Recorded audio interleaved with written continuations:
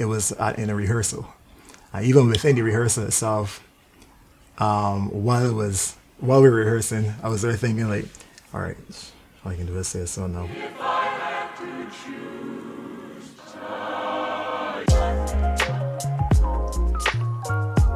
My name is Adrian Green, and this is my first time in a long time doing an interview for GineOn.com. And right now in the chair next to me, I got Clarke, aka Black Man Chant. Yes, sir. I just said, man, I feel this interview can be legendary. It's the first time in a long time, my first interview as Black Man Chant specifically. Mm-hmm. Yep. So I have the pleasure of being the first one to interview you as Black Man Chant. Yep.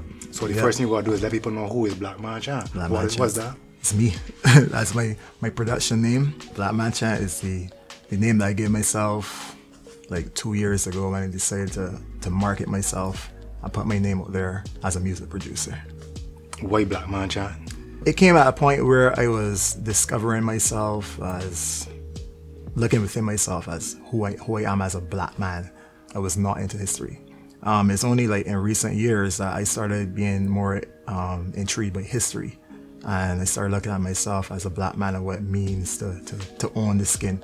Through more research and looking deeper into history and stuff, I started to get like more opinionated about things that current affairs and stuff.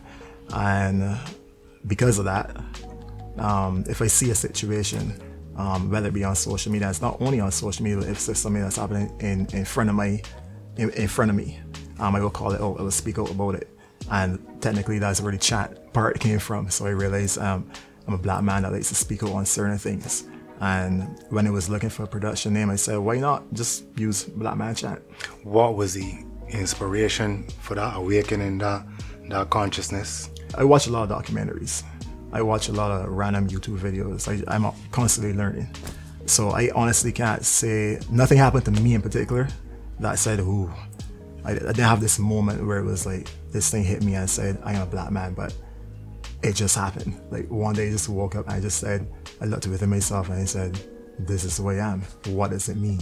I know you guys as Nexcyx, you know what I mean? Yeah. And there was a particular sound, a particular vibe. And in watching the evolution of the band, I saw the band evolve to embrace its Barbadianness in a greater way than it did at one point in time. Yeah. And that evolution from, you know, a bunch of really young hip-hop, alternative kind of, yeah. You know, pop-focusing group to one that recognized their connection to the people and the scene around them, and now to this, it seems to be a thread running through. And even in that period when it was in the band, I remember having the conversation in the band. I'm a person that came and said, you know, like we need to be more ourselves. You know, like it's all fine to do hip-hop and stuff and all that. We sound good.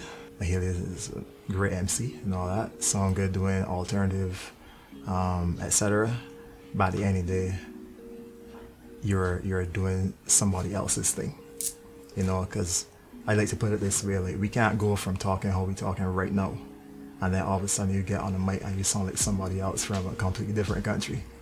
You know what I mean? It means that it's not 100% natural to you. And I was like, we tap more into the Bajan roots and be a little bit more authentic. Was it difficult to step away from the band and step into this new juncture? Was it a hard decision to make? Honestly, it was something I was thinking about for a very, very, very long time. I was, dare say, years. I wanted to get more into production for other people as well. All the different things I used to do within the band itself, I also wanted to experiment doing those things for other people too. But the way my brain is wired, like once I'm in a situation, I'm in a situation, so blinders on. So I wasn't giving myself the attention that I needed to give myself, you know. So it was actually because of COVID that I made the decision. So what used to happen is that whenever I thought about making the move, something good would happen. You see, because everybody in the band, we're family. Like there's all love within the band. Everybody's like brother, sister, stuff like that. And something good would keep happening. Every time it was like, I'm gonna make this decision now, some big gig pop up. Or I can do it now, some big interview happen, or a big birthday party, or a big something, just happiness, just good things, all good things kept happening. So then I was like, nah, I can stay, man, this is sweet. But then once COVID hit, and entertainment, you know what happened to entertainment in COVID? Silence, complete silence. So it was just at home in stillness, just me, myself, my thoughts. And I was like, yo, Andre, I don't want to do this anymore. I am not aligned with the band anymore. I don't have the same vision, and I want to focus more on me. Was it difficult to break the news to the others? Yeah. Because I had that revelation, like I said, COVID. Well, we had the first lockdown. That was when, like, March, April? Something like that. I had that conversation in September of 2020. And even it was in a rehearsal. And even within the rehearsal itself, while we were rehearsing, I was there thinking, like, all right, I can do this, so now. I bear in mind, I knew how I was going to say and all that, but it's like, shh, I gotta tell you, man, that's the truth now. So then we start packing up cables and all that.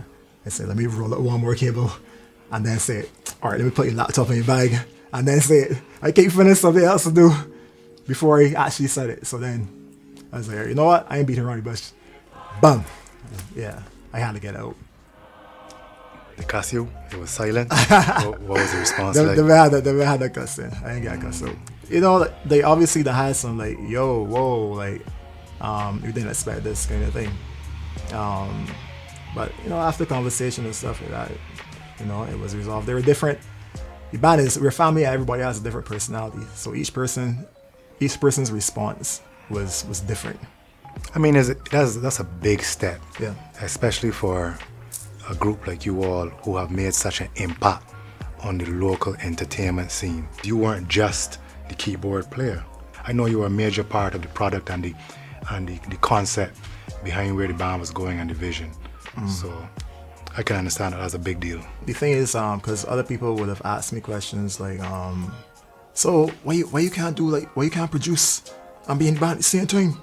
People don't really understand, like, the behind the scenes of what really happens in entertainment. To My Hell is a full-time unit, and we managed to stay full-time for a very long period of time, and that comes with certain sacrifices. You know, that comes with structure, that comes with certain commitments during the day and all that. So it wasn't just like, you know, you learn some songs and, you know, cut a gig and then go back home. It was a lot of work involved, and like I said, when I miss something, I give it my attention. So for me, it wasn't like, let me do this and also do that at the same time. It was like my baby, you know, and baby need attention. Yeah. So now, from Andre Clarke of 2 Mile Hill to Black Man Chant, the producer, give me some of the background to Black Man Chant's production skill and production vision and approach to making music. I remember how it started for me, actually. At school, at Harrison College, I used to be in the music room all the time, like just playing dancehall on the keyboards at lunch, making a bunch of noise. I used to be in the music room at times I wasn't supposed to be in. I actually got banned from the music room for life, but like, hold me down. I used to find a way in. And I remember this one evening, one of the music teachers, Miss Austin, I was in her office, and there was a computer there, this old, kind of slow computer, and it had some sort of music scoring program on it, and it was just in there fiddling, and I came up with some sort of thing, and she walked in, and I jumped because it was, like I said, it was supposed to be in there, and she was like, but you know, Andre, you could actually like make this and turn it into an ad or something, you know. I kind of ignored it, and she said, no, I'm serious, no, you could actually take this and do something with it. And from right there, it just became a little bit more interested in production and stuff, and me and some of my friends in Kernel Village would then start like building beats together. And at that point, I definitely knew how to arrange, but in terms of like the sonic side of things, I wasn't really good at that part. And I clearly remember there was a day that Chris Allman, he was on, I can't remember which radio station it was, but he was advertising Slam City, and he was saying if there are any young producers that want to come through and do whatever, you know, call 421-7526. And I took up my little demo CD and I went across to Slam City, and, you know, Chris, great guy, welcomed me with open arms. I let him hear some of my stuff. he gave me a CD with some tones and some new drum tones and stuff like that. And that's how I got a better sound at that stage. I remember also having conversations with Peter Coppin and being in his studio, and then he showed me a different type of software to use as opposed to what he was using before that would give me a better sound. And then the band happened, and being in the band and the band needing a producer, like, hey, I'm here. So working on songs for the band kind of helped develop the sound and develop the skill and stuff like that, and that's pretty much how it took off for me. That's interesting, because a lot of the times you hear young artists say that the older artists don't want to help them or don't want to show them this. Right. And then on the other end, you hear the older artists say that the young artists don't want to listen, but your experience seemed to be a little different. I think sometimes a little persistence is pay off, because like what I remember with Chris, for example, you call Chris, you ain't get through, so I call again, and then I call again. Record a message every single time. I just keep calling. And it's sometimes it's not necessarily like a person trying to dodge or whatever. The person legit might be busy, and that's around the time that he was doing a lot of work with Rupee and stuff like that. Like, the man busy, and persistence, and paid off. So big up some people who you would like to acknowledge for helping you develop as a producer. You just call some names, but any more you want to call? Well, definitely, like I said, Peter Coppin, Chris Allman, Nexcyx to my hill, because that was the. I actually remember Chris Allman. Actually, Branker had the same view as well. As a young producer, find an artist that you want to work with, develop that artist, also develop your song at the same time, and grow that artist, and then they become the artist, and you become known as a producer and what's not. I realized after the fact that artist for me was To My Hill.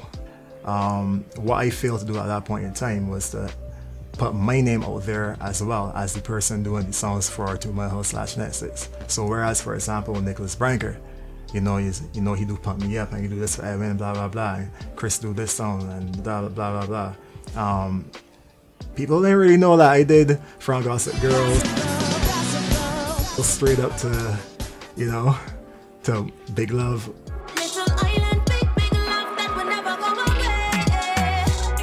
Conversation Get Over, all pretty much like minus like 2 of the band songs, so that kind of worked against me a little bit, but there was a point where I decided, Andre, like, I want to produce for some other people, and that's when I started working, doing some stuff for like Bobo, for example, John Yard, T-Ray, etc.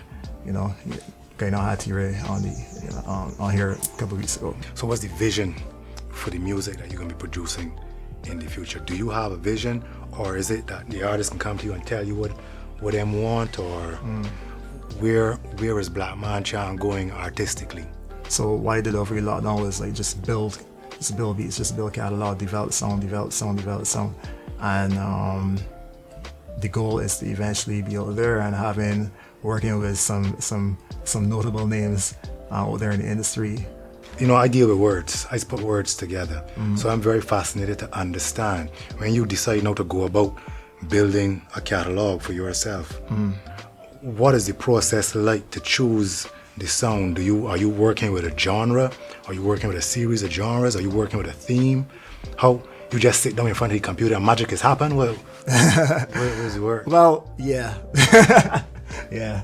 But no, it's sometimes I might decide, because there's certain genres that I'm drawn to. Yeah. I'm drawn to R&B, I'm drawn to hip hop trap, I'm drawn to lo-fi vibes, I'm drawn to dancehall. Definitely drawn to dancehall, and like more like pop dancehall and dancehall fusions. Dancehall fusions with everything else that I just mentioned. I know for sure that would start there. I know for sure. And then there's also certain songs that I like. Like certain types of drums, certain types of bass and stuff like that. I even like developed my own personal drum kit of like go-to sounds and stuff like that. And I guess that's one of the things, because especially in the daily help develop a sound. So every producer is gonna have access to most of the same sounds, and most of the same sound banks and sample libraries and stuff like that, same instruments and all that. But the other half, besides the tools that you use, the other half that helps develop or define the sound, so to speak, is you. Because no one can tap that drum pattern or play the chords. It might be same notes, but is going to sound like you. It can only sound like you. You can't sound like somebody else. We could look forward to Andre, the artist, or Black Man Chant, the artist, working with Black Man Chant, the producer. I think that I am definitely going to learn from my mistakes and put myself out there a little bit more right now. My lo-fi EP, Cloud Coasting, is out, and that is the first project, the first Black Man Chant project. Technically, it's a solo project because it's an instrumental lo-fi EP. So, with my own branding, and shout out to Gio for the artwork and stuff. You gotta help me out a little bit. You know what I mean? I ain't really in the loop like one time. Lo-fi. What's a lo-fi? Lo-fi means low fidelity. It defines a specific sound quality of a recording. Usually in the recording you hear like the imperfections, and it might well be a tape crackle or a hiss or some environmental noise or whatever. Typically those are some of the things that one would then define that this song is lo-fi or whatever. So you purposely produce EP with cracks and correct, snapple and thing in it? Correct, exactly. Okay. You know, but now people are looking at it not so much only as that, but also like music that you listen to like when you just want to relax or like study music. So if you go on YouTube and you type in study music, most of the time some lo-fi tracks can pop up. Not to be confused with elevator music. I got you. I find that interesting because I was just having a conversation with somebody, and they were saying that they found that the pause of COVID and not having crop over has opened up a space for Barbadian artists to do different kinds of music with a little less hype, a little more reflective and introspective. You find that to be the case for you? If you come to my house at any random point in the day, there's a chance I'm playing lo-fi music because it's just a space where I'm very relaxed, grounded, centered. So if I want to clear my head and clear it creatively, I will just go on the keyboard and what comes out is that same kind of lo-fi vibe. You sure you just ain't getting old? I might be.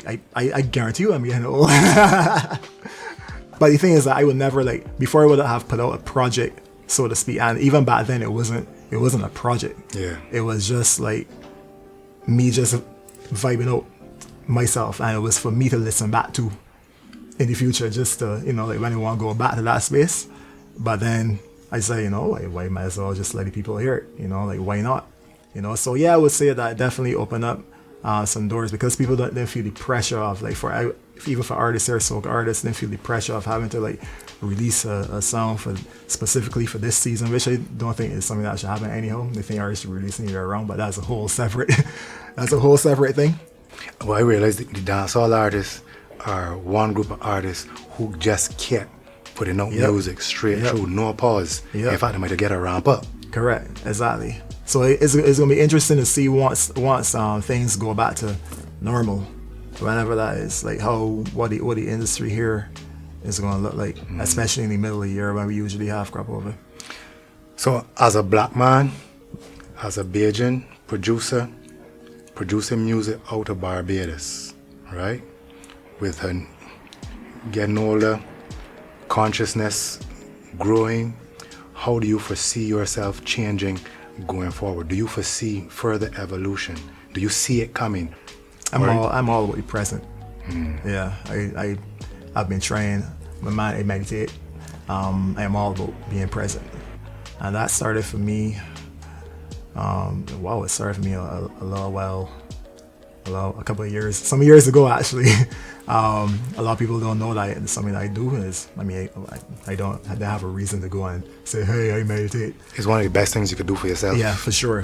You get to discover a lot about yourself mentally and physically too. You got a particular method that you use? I do different things. I love to do body scans. I love to do affirmation type meditations and breath work and stuff like that. Just whatever is needed at the particular point in time. I might have plans, but I'm trying to just live every single day. If there's one thing that COVID taught us is that life could change, so you can have all the plans and what's not, but you don't know what tomorrow is going to bring. Definitely, and that meditative practice I find helps to slow you down so you can ride the waves of what comes Yeah. rather than fight against them. You know what I mean? Correct. Well, Andre, it has been a pleasure talking to you. Well, I was talking to Andre, I was talking to Black Man Chant, one and the same. He's done both. He's done both. Great talking to both of you, man. Likewise, And I wish you all Good the seeing best. in front of the mic, in front of the camera, in this setting. Yeah, we don't get a chance to do this kind of vibing often, but I have always been interested in your mind on what's going on in there because I know there's a lot. So I appreciate the It could make insight. a good Netflix movie. Was insane. Now what? It could make a good Netflix movie. Was insane. Madison, the Nexcyx, Yeah. the Nexcyx to Mile Hill Black Man Chant story is epic. So if someone wants to get in contact with Black Man Chant for production work, how can they find you? Well, on social media, I'm at on Instagram at Black Man Chant. The word Black, the word Man, the word Chant. I'm also on SoundCloud. But you can also email me blackmanchant@gmail.com. And finally, I know you live in the present, but do you have any idea of what legacy you want to leave? When you are gone from this plane, you've meditated out. What is it you would have hoped to left behind? Happiness. To be remembered as a man that made people happy. Whether that's through service, whether that's through music, whether it's just through a conversation, happiness. Beautiful. Adrian Green, Andre Clarke, Black Man Chant, GineOn.com. Boom.